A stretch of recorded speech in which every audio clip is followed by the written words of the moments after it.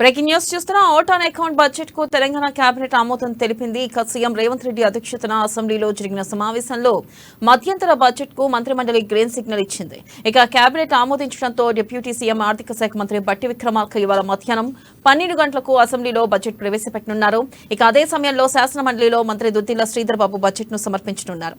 కాగా గత ఏడాది ప్రభుత్వం 2.90 లక్షల కోట్ల బడ్జెట్ ప్రవేశపెట్టడంతో ఈసారి బడ్జెట్ 3 లక్షల కోట్లు దాటనున్నట్లుగా తెలుస్తుంది. ఇక పార్లమెంట్ ఎన్నికల నేపథ్యంలో 6 గ్యారంటీ స్కీమ్ల అమలుకు బడ్జెట్ కేటాయింపులపై తీవ్ర ఉత్కంఠ నెలకొంది. పార్లమెంట్ ఎన్నికల తర్వాత రాష్ట్ర ప్రభుత్వం పూర్తిస్థాయి బడ్జెట్ ను ప్రవేశపెట్టనుంది. దీనిపై మరింత సమాచారాన్ని మా ప్రతినిధి రాంబాబు అందిస్తారు. రాంబాబు, చెప్పండి, ఈసారి బడ్జెట్ ఎలా ఉండబోతుందంటారు? అప్డేట్స్ ఏంటి?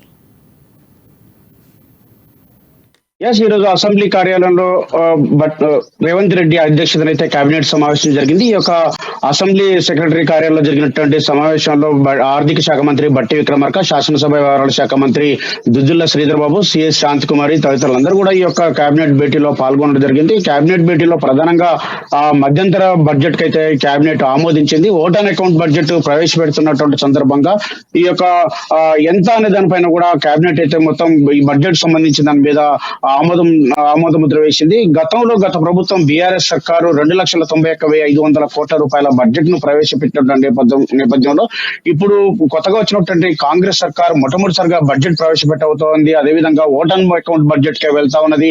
పూర్తి స్థాయి బడ్జెట్ ప్రవేశపెట్టేటువంటి అవకాశం లేదు. దీనికి ఓట్ ఆన్ అకౌంట్ బడ్జెట్ కు ఆమోద ముద్ర వేసినటువంటి నేపథ్యంలో ఈ బడ్జెట్ కూడా 3 లక్షల కోట్లకు పైగా ఉండేటట్టు తెలుస్తా ఉన్నది. ఇప్పటికే దీనికి సంబంధించి ఇటు ఆర్థిక శాఖ మంత్రి బట్టి విక్రమార్క, అదేవిధంగా దుద్దిళ్ల శ్రీధర్ బాబుతో కూడా చర్చించిన తర్వాత ఇటు దుద్దిళ్ల శ్రీధర్ బాబు శాసన మండలిలో బడ్జెట్ ప్రవేశపెట్టబోతున్నారు. దీనికి బడ్జెట్ సంబంధించినటువంటి ప్రతిపాదనలు శాసన మండలి చైర్మన్ కూడా ఇవ్వడం జరిగింది. మరొక వైపు ఇటు ఆర్థిక శాఖ మంత్రికి అసెంబ్లీలో ప్రవేశపెట్టే బడ్జెట్ కి సంబంధించినటువంటి వివరాలు మొత్తం ఇవ్వడం కూడా జరిగింది. మొత్తానికి అయితే వీళ్ళిద్దరూ ఇటు బట్టి విక్రమార్క అసెంబ్లీలో, దుద్దిళ్ల శ్రీధర్ బాబు శాసన మండలిలో బడ్జెట్ ని అయితే ప్రవేశపెట్టబోతున్నారు. ఈసారి ఉండేటువంటి బడ్జెట్ 3 లక్షల కోట్లకు పైగా ఉండేటువంటి అవకాశం ఉంది. గతంలో ఉన్నటువంటి ప్రభుత్వం పూర్తి స్థాయి బడ్జెట్ ప్రవేశపెట్టినా ఇప్పుడు ఉన్నటువంటి సర్కార్ మాత్రం ఓట్ ఆన్ అకౌంట్ బడ్జెట్ పెడతా ఉన్నది.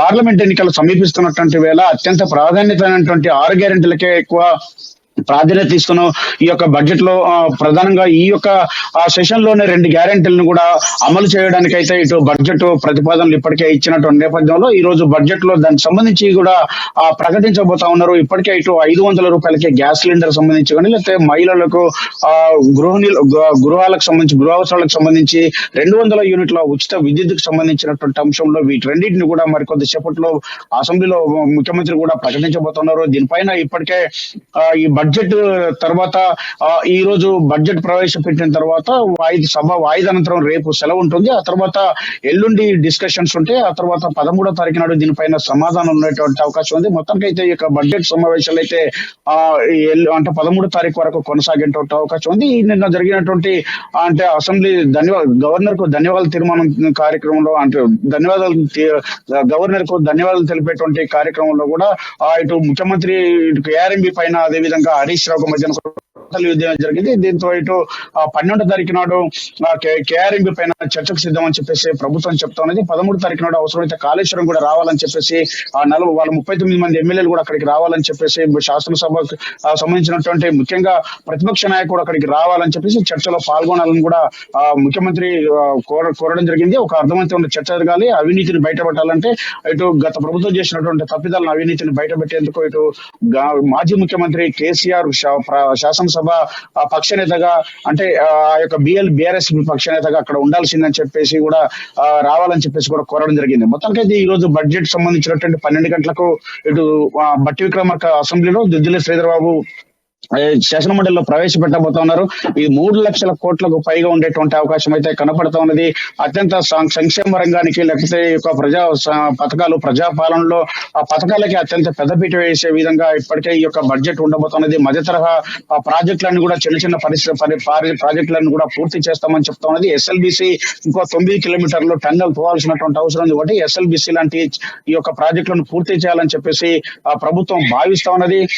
ప్రధానంగా నీటి రంగానికి రాష్ట్రానికి సంబంధించి అత్యంత ప్రాధాన్యత ఉంది. మరొక వైపు ఈ యొక్క బడ్జెట్ లో ఇటు 6 గ్యారెంటీల్లోని 2 గ్యారెంటీ పథకాలకు, మరొక వైపు ఇటు ఉద్యోగాలకు సంబంధించినటువంటి నియామకాలకు సంబంధించినటువంటి అంశంలో కూడా ఈ బడ్జెట్ లో ముఖ్యంగా ఉద్యోగాల కల్పనకు కావలసినటువంటి కేటాయింపులు కూడా చేసేటువంటి అవకాశం ఉంది. ఇటు విద్య, వైద్య రంగం, ఇటు దాంతో పాటుగా 6 గ్యారెంటీలు ఇచ్చినటువంటి హామీలు ఏవైతే వీటికే ప్రధానంగా పెద్దపీట వేసి వీటిని అమలు చేయాలని చెప్పేసి రాష్ట్ర ప్రభుత్వం భావిస్తుంది. కాబట్టి ఈ యొక్క బడ్జెట్ లో దీనికి సంబంధించినటువంటి కేటాయింపులు అయితే ఉండేటువంటి అవకాశం కనబడతా ఉన్నది.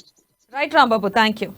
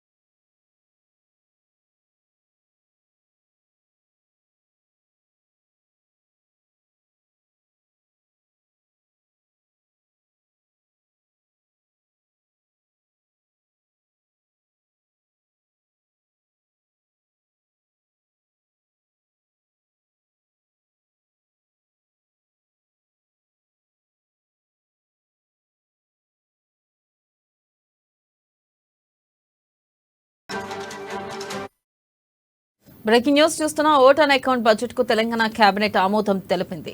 ఇక సీఎం రేవంత్ రెడ్డి అధ్యక్షతన అసెంబ్లీలో జరిగిన సమావేశంలో మధ్యంతర బడ్జెట్ కు మంత్రిమండలి గ్రీన్ సిగ్నల్ ఇచ్చింది.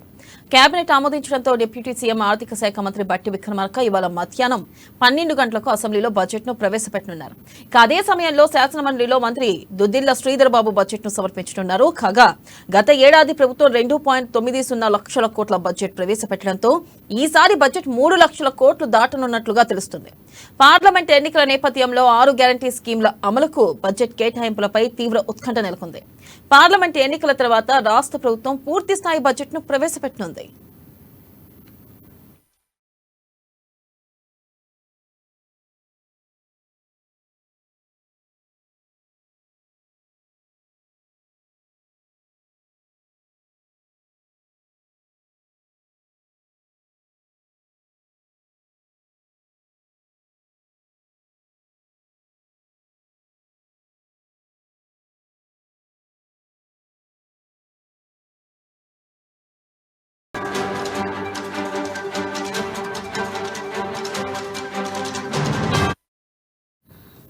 బ్రేకింగ్ న్యూస్ చూస్తున్నాం. ఓట్ ఆన్ అకౌంట్ బడ్జెట్ కు తెలంగాణ కేబినెట్ ఆమోదం తెలిపింది. సీఎం రేవంత్ రెడ్డి అధ్యక్షతన అసెంబ్లీలో జరిగిన సమావేశంలో మధ్యంతర బడ్జెట్ కు మంత్రి మండలి గ్రీన్ సిగ్నల్ ఇచ్చింది.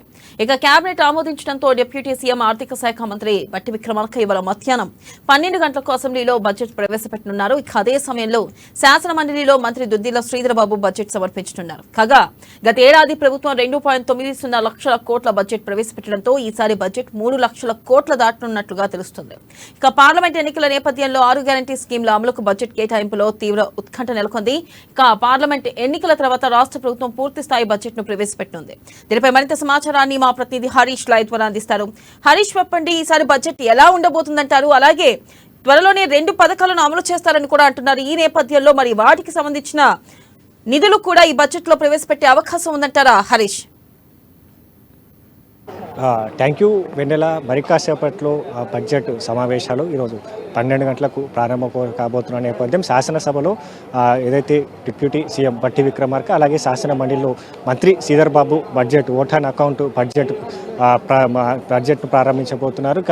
ఏదైతే అంచనాలకు అంటే గత ప్రభుత్వానికి సంబంధించి చూస్తే కాంగ్రెస్ పార్టీ ఇప్పుడు అధికారంలోకి వచ్చిన తర్వాత తొలి బడ్జెట్ను ప్రవేశపెట్టబోతుంది.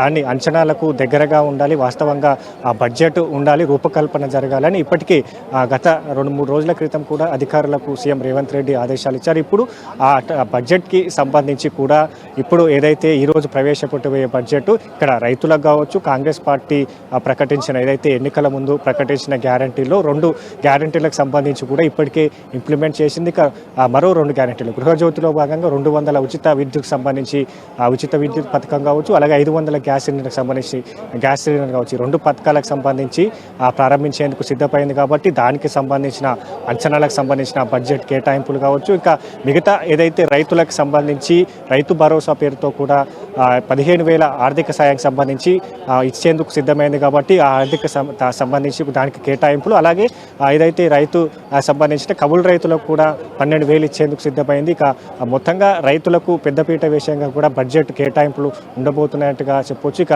గత ప్రభుత్వంతో పోలిస్తే ఇప్పుడు అంటే వాస్తవానికి దగ్గరగా ఉండాలి, అంచనాలకు దగ్గరగా ఉండాలని ప్రజలకు నమ్మకమైన బడ్జెట్ను కాంగ్రెస్ పార్టీ ప్రభుత్వం ఇవ్వబోతుంది, ఇస్తామని కూడా చెప్పిన నేపథ్యం కావచ్చు. ఇక ఆ 2 గ్యారంటీలకు సంబంధించి ఇంప్లిమెంటేషన్కి సంబంధించిన బడ్జెట్ కేటాయింపులు కావచ్చు. ఇక మరోవైపు ఏదైతే ఇప్పటికే ప్రకటించిన 6 గ్యారంటీలు ఉన్నాయో 6 గ్యారంటీలను కూడా తీసుకురాబోతున్న నేపథ్యం ఇక అన్ని అంచనాలకు తగ్గట్టుగా బడ్జెట్ కేటాయింపు ఉండబోతున్నట్టుగా చెప్పొచ్చు. ఇక ఏదైతే ఈరోజు అంటే 12 గంటలకు బడ్జెట్ సంబంధించి డిప్యూటీ సీఎం బడ్జెట్ ప్రవేశపెడతారు. అక్కడ మండలిలో శ్రీధర్ బాబు బడ్జెట్ ప్రవేశపెడతారు. రేపు సెలవు తర్వాత ఎల్లుండి బడ్జెట్ పైన చర్చ జరగనుండి. ఇక ప్రధానంగా గత అయితే ప్రభుత్వం గత 10 ఏదైతే 2 దఫాలుగా 10 ఏళ్ల కాలంలో బీఆర్ఎస్ ప్రభుత్వానికి సంబంధించిన బడ్జెట్ కేటాయింపులు కావచ్చు, అప్పుడు ప్రవేశపెట్టిన బడ్జెట్లో కూడా అంచనాలకు భిన్నంగా ఉన్నాయి.